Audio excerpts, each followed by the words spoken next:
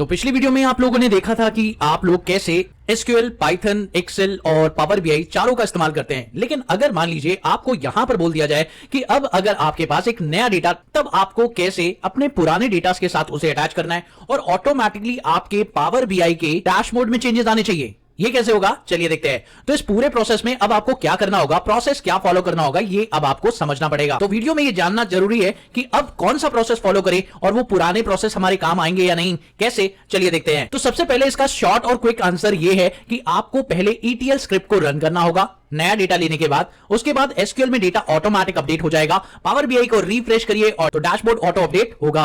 चलिए इसे समझते हैं ये कैसे होगा। तो इस प्रोसेस को फॉलो करने के लिए सबसे पहले आपको एक नई एक्सेल फाइल लेनी होगी और उस नई एक्सेल फाइल को ETL प्रोसेस, यानी जो आप लोगों ने क्लीनिंग प्रोसेस पाइथन के थ्रू किया था, उस स्क्रिप्ट को आपको दोबारा रन करना होगा। और उस स्क्रिप्ट को रन करने के दौरान आपको कुछ चेंजेस भी करने होंगे। एसक्यूएल टेबल अपडेट हो जाएगी, पावर बीआई रिफ्रेश करेंगे और डैशबोर्ड अपडेट हो सकता है। चलिए देखते हैं इसको लाइव हम कैसे कर सकते हैं। तो स्टेप 1 में आपको यहां पर लेनी होगी एक नई एक्सेल फाइल। तो मैं आपको दिखाना चाहूंगा, मेरे पास एक नई एक्सेल फाइल आ चुकी है। ये रही से डेटा जो कि 2026 का है। मैं आपको एक बार ओपन करके दिखा देता हूं कि ये डेटा किस तरह का है। तो अगर आप रीड कर पा रहे हैं, आपने पहली वाली वीडियो प्रॉपर्ली देखी है, तो अब आप चेक कर सकते हैं कि इसके अंदर आपके पास 2026 का डेटा आ रहा है प्रॉपर तरीके से, और इसमें टोटल 200 लाइन का एक नया डेटा आपके सामने आ रहा है। और अब आप चाहते हैं कि ये नया डेटा आपके उस डैशबोर्ड में अपडेट होता हुआ दिखाई दे, पर इस प्रोसेस को आप कैसे उसी फाइल से और उसी प्रोसेस के थ्रू कर पाएंगे, ये कैसे होगा, यही देखना है आप लोगों को। तो चलिए शुरू करते हैं।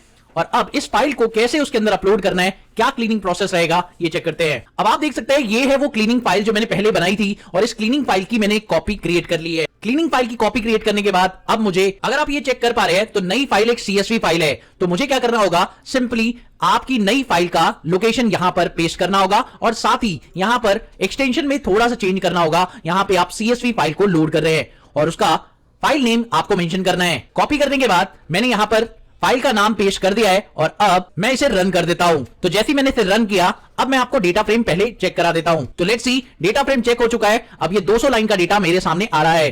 तो अब मैं इसमें डुप्लीकेट रिमूव करूंगा।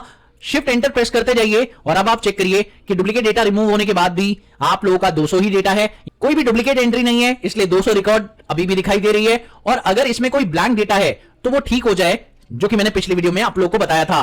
तो ये वाली क्वेरी भी मैंने रन कर दी। अब आप देखिए ये क्वेरी रन हो चुकी है। उसके बाद NA अगर कुछ होगा तो वो ड्रॉप हो जाए, ये वाली क्वेरी भी रन हो चुकी है। नाउ अब मेरा डेटा फ्रेम फाइनली मेरे पास आ चुका है। ये है मेरा वो डेटा फ्रेम जो अब आपको दिखाई दे रहा है।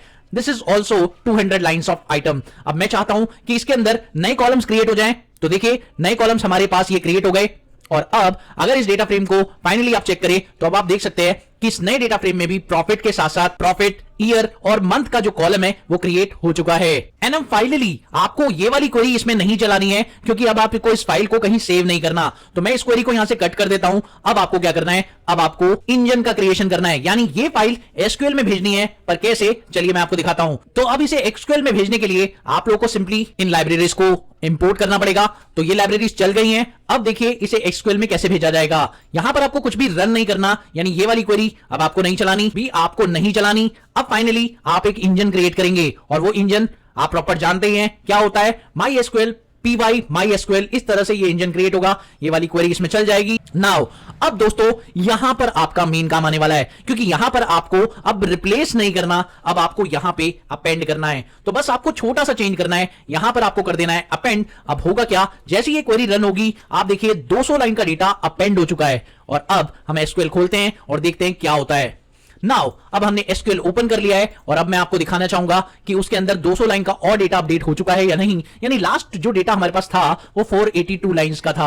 अब जो 200 लाइन का डेटा मैंने इसमें डाला है, क्या वो अपडेट हो चुका है, एक बार चेक करते हैं। तो यहां पर डेटाबेस मैंने शो कर दिया है और मुझे यहां पर सेल्सडीबी नाम का डेटाबेस सिलेक्ट करना है। तो मैंने यूज किया सेल्सडीबी और सेल्सडीबी सिलेक्ट करने के बाद अब मैं इसके अंदर टेबल शो करूंगा। तो शो टेबल्स कर देते हैं और अब आप देख सकते हैं यहां पर सेल्स डेटा नाम की टेबल मेरे पास है। और अब मैं लास्ट क्वेरी रन कर रहा हूं जिससे मैं अपना डेटा चेक कर पाऊं। तो select star from underscore data नाम का जो क्वेरी है ये मैंने रन कर दिया। फाइनली एंटर करने पर अब आप देख सकते हैं जो डेटा आ रहा है वो 682 रोज का आ रहा है, जो कि पहले 482 रोज का था, लेकिन अब 200 डेटा अपडेट होने के बाद इतना हो चुका है ना कमाल का। और अब देखिए दोस्तों क्या पावर बीआई में ये अपडेट हुआ या नहीं। तो लेट्स सी पावर बीआई में ये अपडेट हुआ या नहीं इसका पता लगाते हैं, बट पहले यहां पर एक बार डेटा काउंट चेक कर लेते हैं। तो यहां लिखा select and count from sales data. तो हमने काउंट चेक कर लिया कि हमारा जो टोटल सेल्स डेटा है वो 682 लाइंस का हो चुका है। इसका मतलब 200 लाइंस का डेटा इसमें अपडेट हो गया है। और अब मैं पावर बीआई खोल रहा हूं और आपको मैं दिखाता हूं, ये थी वो लास्ट क्वेरी जो मैंने यहां पर की थी। अब मैं सीधा इसे सिर्फ रिफ्रेश कर रहा हूं। अब देखते हैं क्या रिफ्रेश करने पर ये ऑटोमेटिक अपडेट होता है। तो फिलहाल यहां पर देख सकते हैं मैं इसे रिफ्रेश करने वाला हूं और अब आप चेक करिएगा सामने। और अब आप यहां पर अभी चेक करिए, यहां पर आपको 23 और 24 का डेटा दिख रहा है, यानी 26 का डेटा अभी नहीं आया है। तो जैसे ही मैं रिफ्रेश करता हूं देखते हैं क्या होता है। Let's see, we have to refresh it and now finally क्या होगा, मैजिक देखते हैं। Now you will see that show me 1 error और आपको 682 रोज का डेटा लोड होता हुआ दिखाई दिया है और 200 एरर दिखा रहा है। पर क्यों दिखा रहा है एक बार चेक करना चाहिए। दोस्तों अभी आप चेक कर सकते हैं कि यहां पर जो प्रॉब्लम है वो मैंने सॉर्ट आउट कर दी है, लेकिन इस प्रॉब्लम को सॉर्ट आउट किया कैसे। अब आप देख सकते हैं यहां पर 23, 24, 25 और 26 सबका डेटा आ रहा है और मेरा जो डेट हायरार्की है वो भी ठीक आ रहा है। लेकिन अगर आप ट्रांसफॉर्म डेटा पर जाए तो पहले आपको ये एरर दिखा रहा था। ये क्यों हो रहा था, किस वजह से हो रहा था, ये मैं आपको बताना चाहूंगा। तो दोस्तों देखिए, इसके लिए आप लोग को सिंपल सी बात समझनी होगी और वो ये है, मैं आपको दिखाता हूं। जब मैंने एसक्यूएल डेटा लोड किया था तो डेटा कैसे लोड हुआ था आप एक बार नोटिस कीजिए। जब मैंने डेटा अपेंड किया था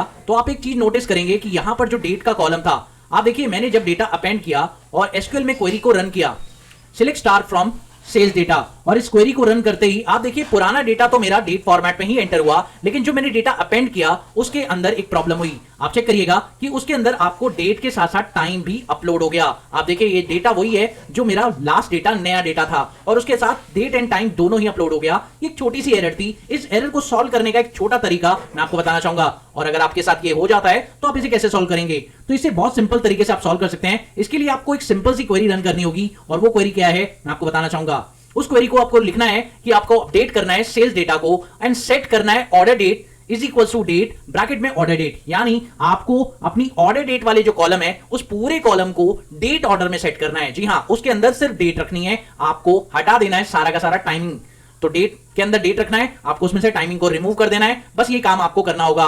और अगर आप ऐसा कर देते हैं तो टाइमिंग को आपको इसके अंदर से रिमूव करना है, और अगर आप ऐसा कर देते हैं तो प्रॉपरली जो डेटा है वो ठीक हो जाएगा। Update sales data and set order data order date is equal to date bracket में ऑर्डर डेट, दैट्स इट। ये आप करिए और जैसे आप ये करेंगे तो आपके जो 200 डेटाज हैं बचे हुए उनमें ये डेटा ठीक हो जाएगा।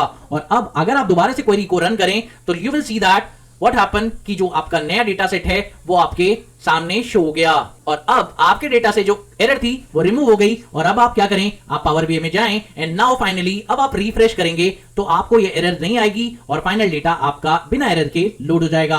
और फिर उसके बाद आप यहां पर देखेंगे कि आपकी जो डेट्स है वो आपको दिखाई दे रही है, टाइमिंग आपको दिखाई दे रहा है, और अब आप किसी भी डेट को लें यहां पर प्रॉपर तरीके से आपका सारा डेटा शो होगा। और आप जोन वाइज अपडेट करें तो जोन वाइज भी डेटा अपडेट होगा, यानी अब आपके पास सारे ईयर्स का डेटा अवेलेबल है। बस क्योंकि 2025 का डेटा आपके पास नहीं था वो इसलिए आपको नहीं दिखाई दे रहा। पर हाँ, 2026 की बात करें तो 2026 में सिर्फ 3 महीने का ही डेटा आपके पास अवेलेबल था। तो आप देख सकते हैं यहां पर जनवरी, फरवरी और मार्च का ही डेटा आपको शो हो रहा है। और बाकी 2024 में बात करें तो उसमें भी आपको ये डेटा शो हो रहा है। 2023 में भी बात करें, लेकिन 2023 में आपको डेटा पूरे साल का शो हो रहा है। 2024 में भी 3 मंथ का ही डेटा आपके पास अवेलेबल था, 2025 में भी 3 मंथ का था, 2025 का तो डेटा ही अवेलेबल नहीं था। तो भाई यहां पर ये पॉइंट आपने सीख लिया और अब आप समझ गए होंगे कि पावर बीआई कैसे काम करेगा। और तो चलिए एक बार प्रोसेस को थोड़ा सा रिपीट कर लेते हैं और समझ लेते हैं। तो एक्चुअली हमने क्या किया, इस पूरे स्टेप को जरा समराइज कर लेते हैं। तो सबसे पहले हमने एक रॉ एक्सेल फाइल ली और उस एक्सेल फाइल से हमने एक नया डेटा यूज किया। उसके अंदर ये सारे कॉलम्स रखे थे आप लोगों ने नई एक्सेल फाइल के अंदर। नाउ नेक्स्ट पॉइंट पे हमने क्या किया, हमने उसी स्क्रिप्ट को दोबारा से यूज किया जिस स्क्रिप्ट को आप ऑलरेडी यूज कर चुके थे। बस आपने फाइल को लोड किया, डुप्लीकेट डेटा हटाया और जो डेटा था उसे डेट एंड टाइम में कन्वर्ट कर दिया, साथ ही सबसेट भी लगा दिया। उसके अलावा आपने ये 3 फीचर इंजीनियरिंग कॉलम्स यानी नए कॉलम्स आपने क्रिएट कर दिए, एक कॉस्ट का, एक ईयर का और एक मंथ का। उसके बाद आपने डेटा के साथ कनेक्टिविटी, एसक्यूएल के साथ कनेक्टिविटी कर दी और कनेक्टिविटी करने के बाद फाइनली आपने अपेंड किया अपने मेन डेटास को। यहां पर पहले आपने लिखा था रिप्लेस, लेकिन अब इस क्वेरी के अंदर बस एक चेंज किया, दैट विल बी अपेंड। और अपेंड से हुआ क्या कि पुराना डेटा आपका सेफ रहा और नया डेटा ऐड हो गया। एंड फाइनली आपने एसक्यूएल के अंदर इसे चेक किया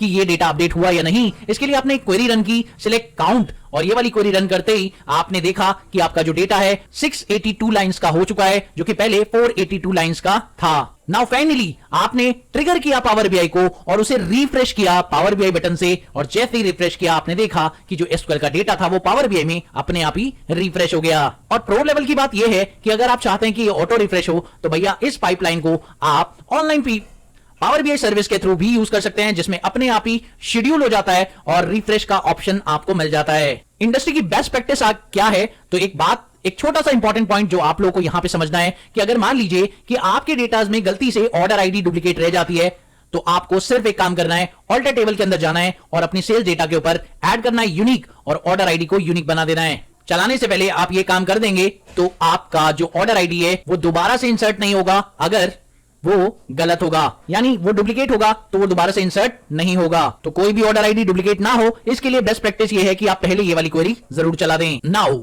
अब इंटरव्यूअर क्या बोलेगा आपसे, when new data arrive Python ETL script run automatically, अपने आप चलेगी। दिस इंक्रीमेंटल अपडेट, एसक्यूएल का टेबल अपने आप अपडेट होगा, पावर बीआई डैशबोर्ड आपको रिफ्रेश होकर मिल जाएगा और आपका जो लेटेस्ट इनसाइट है आपको पता चल जाएगा। तो अब आप किस पोजीशन पर खड़े हैं ये चेक करते हैं। एक्सेल यूजर नहीं, मैनुअल एनालिसिस नहीं, अब आप एक ऑटोमेटिक डेटा एनालिसिस हो। जी हां, अब आप एक इंडस्ट्री रेडी पर्सन हो। जी हां, अब आप एक इंडस्ट्री रेडी पर्सन हो और आप अब सारे काम कर सकते हो ऑटोमेशन की मदद से।